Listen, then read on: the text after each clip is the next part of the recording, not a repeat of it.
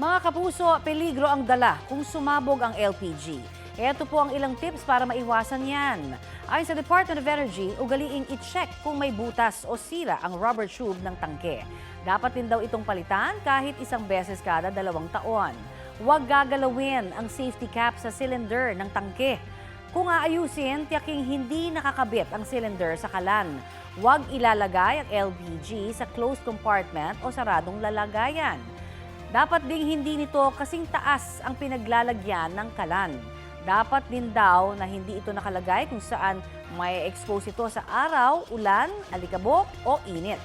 Bago gamitin ang LPG, suriin kung may tagas ito sa pamamagitan ng paglalagay ng liquid detergent o sabon.